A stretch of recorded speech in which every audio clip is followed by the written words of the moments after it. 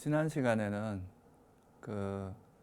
이 세상에 있는 모든 것들은 다 조건에서 일어난다고 하는 연기에 대해서 설명을 드렸는데요. 이 연기에 대한 이해가 불교에서는 굉장히 중요하다고 제가 말씀을 드렸는데요. 이 연기를 이해함으로써 우리가 이제 우리의 본래 주제인 이 사성제라고 하는 그 가르침이 무엇을 의미하는지를 좀 더 명확하게 이해를 할 수 있습니다. 그래서 오늘은 그 연기를 바탕으로 해서 그 부처님께서 말씀하신 그 사성제, 고진멸도라고 하는 네 가지 진리 중에서 오늘은 괴로움에 관한 진리인 고성제와 그리고 괴로움이 왜 일어나는지에 대한 집성제 가르침에 대해서 간략하게 좀 설명을 드리려고 합니다.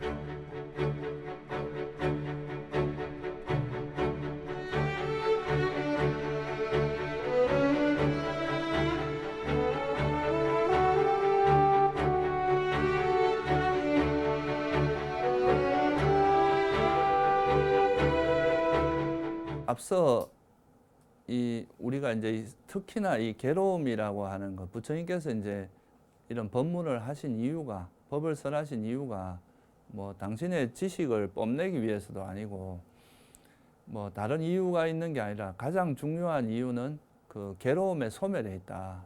이 생명체들이 살아가면서 겪는 괴로움들이 있는데 그 괴로움이라는 것이 무엇이고 이 괴로움의 본질에서 이 괴로움을 소멸하기 위해서는 어떻게 해야 되는지, 그래서 괴로움이라는 것에 대한 명확한 정의, 그러니까 그거와 그리고 괴로움이 그러면 괴로움이라면 이것이 괴로움이라는 걸 명확히 알면 괴로움이 왜 일어나는가, 그 괴로움이 왜 일어나는지를 또 알아야 되고요.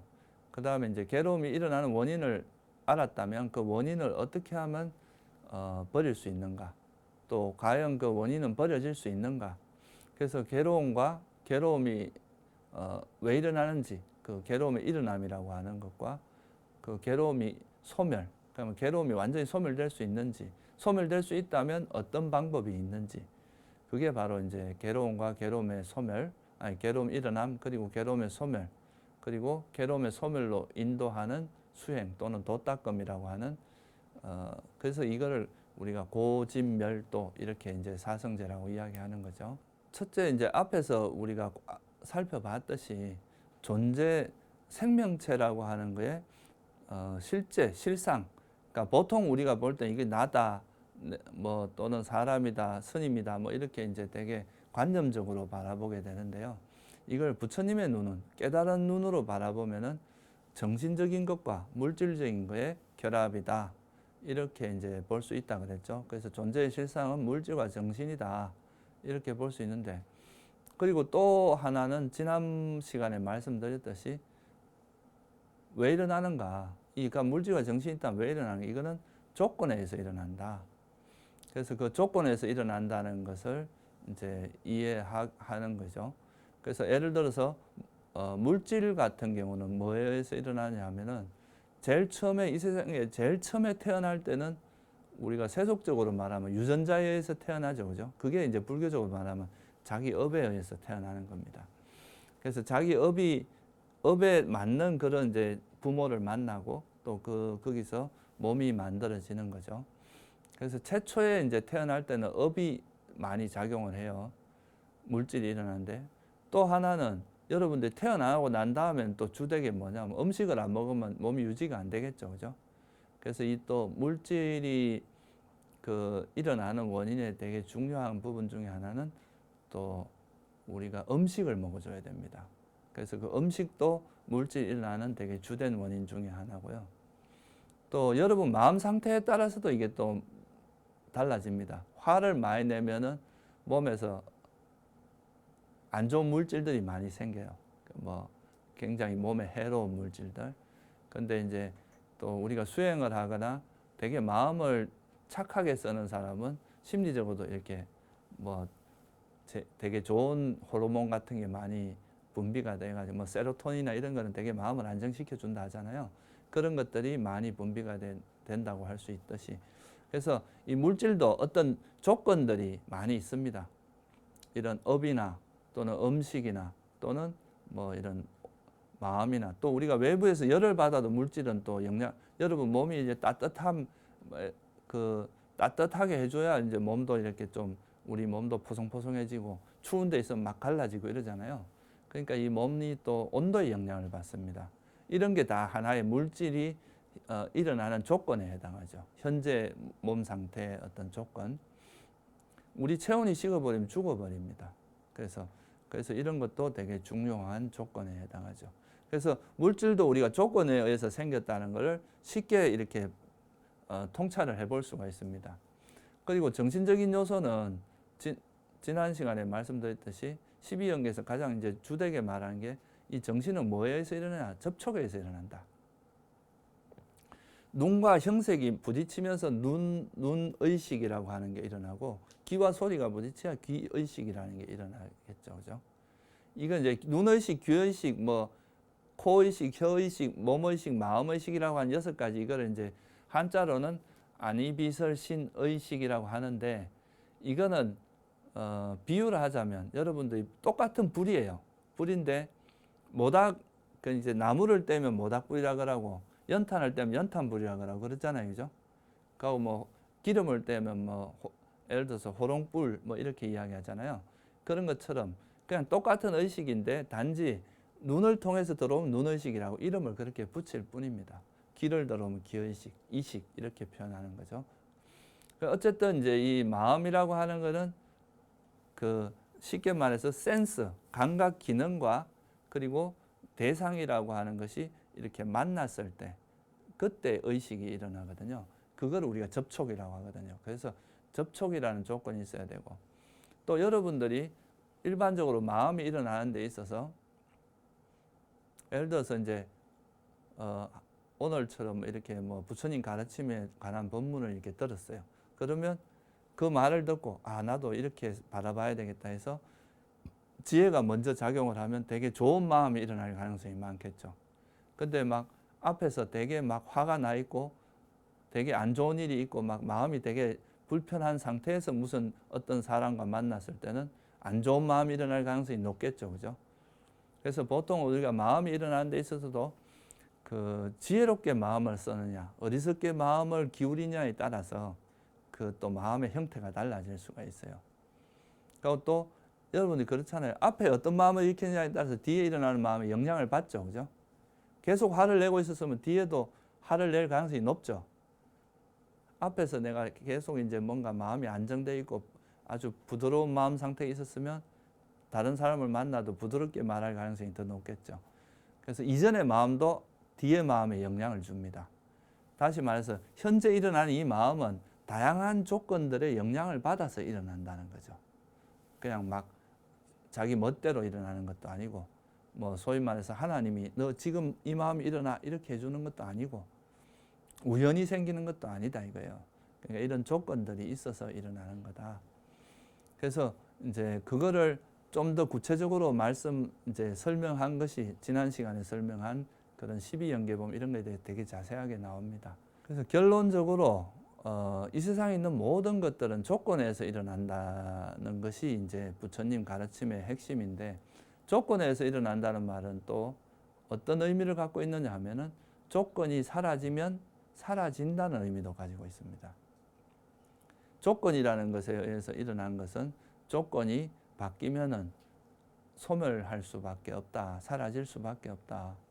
예를 들어서 음식 때문에 이 몸이 유지된다 그러면 음식을 안 먹으면 여러분 몸이 유지가 되겠습니까? 안 되겠습니까? 안 되겠죠. 접촉이 없으면 의식이 일어나지 않습니다. 그래서 우리가 기절하거나 뭐 이렇게 완전 깊은 잠에 빠졌을 때는 보통 그런 의식이 직접적으로 의식이 잘 작용을 안 하거든요. 그러니까 이런 것도 이제 어떤 접촉이 있을 때 우리가 의식이 일어난다는 거 그런 거를 보면은 이 세상에 있는 모든 것은 조건에서 일어나는데 조건이 사라지면 결국 그 결과도 사라질 수밖에 없다. 우리가 세속에서 그런 말 많이 하죠. 뭐 둘이가 연애를 하고 막 결혼하기 전에 사귈 때는 서로가 좋아서 막 그랬는데 마음이 어떻게 변하냐 이렇게 이야기하는데 조건이 자꾸 바뀌잖아요. 그죠? 그 전에 있었던 거하고 또 자식도 생기고 주변에 뭐 여러 가지 조건들이 결하면 그때 변할 수도 있어요. 이제 물론 변하지 않고 잘 지내면 좋지만 그게 이제 부처님께서 통찰한 겁니다. 이 세상에 있는 모든 것들은 다 조건에 영향을 받기 때문에 우리가 그 조건에서 영향을 받기 때문에 이게 변하지 않고 영원할 수는 없다는 거예요. 우리가 불과 한 몇 달 전까지만 해도 이런 코로나라는 거에 대해서 생각도 못 했었잖아요. 근데 지금 갑자기 이제 이게 생겨서 우리 삶을 완전히 바꿔놨는데 이것도 굉장히 큰 외부 조건이 바뀐 거거든요. 이 조건이 바뀌면 이 조건에 의해서 우리 의식도 되게 많은 영향을 받잖아요. 그죠? 미래에 대한 두려움도 많이 생기고 또 뭐 여러 가지 이 코로나 전과 후가 우리가 세상도 바뀌지만 사람들의 의식 세계도 많이 바뀌게 되거든요. 그래서 이 조건이 사라지면 이 결과도 사라질 수밖에 없다는 거. 이게 이제 되게 중요한 이야기 중에 하나인데요. 그래서 이거를 뭐라고 하냐면 그래서 부처님께서는 아까 앞서 제가 이런 말씀 드린 적이 있어요. 조건에서 생겨난 법을 우리가 뭐라 그런다 그랬어요? 형성된 법이다. 만들어진 법이다. 또는 조건 따라 생긴 법이다. 근데 보통은 이제 형성된 법이라는 표현을 많이 쓰는데요. 뭐에 의해서 만들어진 것은 소멸하기 마련인 법이다. 사라질 수밖에 없다. 시간 문제다 이거예요. 그래서 부처님께서 열반하실 때 마지막에 하신 말씀이 뭐냐면 이 세상에 형성된 것은 소멸되기 마련인 법이다. 그러니까 방일하지 말고 해야 할 바를 성취해라. 이게 이제 부처님 마지막 돌아가시면서 하신 유훈이거든요. 그러니까 형성된 것은 사라지기 마련이다 이거예요. 우리가 지금 현재 우리가 뭐 해놓은 것이 완전하다고 생각하는 것은 오산이다. 계속 변해갈 수밖에 없다. 그거를 이제 잘 이해를 하고 현재 있는 것을 영원할 거라고 생각해서는 안 된다. 그게 첫 번째. 그래서 형성된 거, 물질과 정신도 조건에서 생긴 거니까 이 물질 정신도 형성된 법이죠, 그죠? 유의법이란 말이에요. 그러면 형성된 법은 소멸되기 마련이니까 이건 영원합니까? 영원하지 않아요. 영원할 수가 없다는 거죠. 그래서 첫 번째 진리가 뭐냐 하면 이 세상에 형성된 것은 또는 물질과 정신이라고 하는 것은 무상하다. 이 무상이란 말은 빨리어로 아니자라고 하는데요. 니자라는 표현이 니자라는 게 영원하다는 뜻입니다. 그래서 중국에서 이 항상하다, 영원하다는 항상할 상자를 쓴 거예요. 그리고 아라는 건 부정어예요. 그래서 아니자 그러면 영원하지 않다. 그래서 무상, 영원함이 영원하지 않다. 영어로 보면 impermanent죠. 그러니까 이거는 변한다 이 말이에요. 계속 영원하게 영원하다는 현재 상태가 바뀌지 않아야 되는데 그게 아니라 조건이 바뀌면 바뀔 수밖에 없다는 거죠. 그게 첫 번째 진리예요. 그 다음에 두 번째는 이 무상하다는 것은 또 어떤 의미를 담고 있느냐 하면은 물질과 정신이 변하기 마련이라는 것은 이 현재 상태가 불확실하다.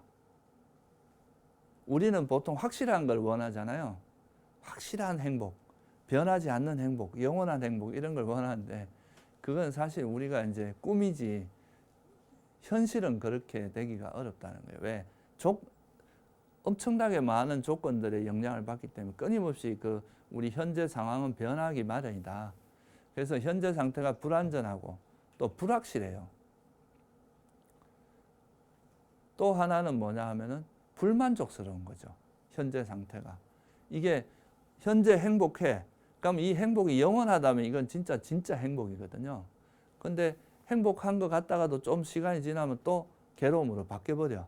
괴로움이 또 일어나는 거야. 그러면 이 행복이라는 상태가 영원하지 않다는 거잖아요. 그래서 그렇게 되면은 이게 이제 불확실하고 불만족스러워. 그런 걸 우리가 어떻게 행복이라 할 수 있느냐. 그러니까 현재 상태가 아무리 행복이라 하더라도 제가 처음 이야기할 때 행복한 느낌조차도 시간이 지나면 변할 수밖에 없기 때문에 이것도 역시 괴로움의 요소일 수밖에 없다. 그래서 우리가 현재 아무리 행복하다 하더라도 그거는 변하기 마련이기 때문에 괴로움으로 바뀔 수 있다는 이런 것이기 때문에 이건 완전하지 않다. 또는 불만족스럽고 불확실하다. 이런 의미에서 이걸 괴로움이라고 표현한 겁니다. 여기서 불교에서 괴로움의 진리라고 할 때 그 괴로움이라는 의미는 단순히 고통스럽고 괴로운 그 자체를 이야기하는 게 아니라 그것이 가지고 있는 속성 자체가 그 완전하지 않다. 불확실하고 불만족스러운 것이다라는 것을 의미하는 거죠.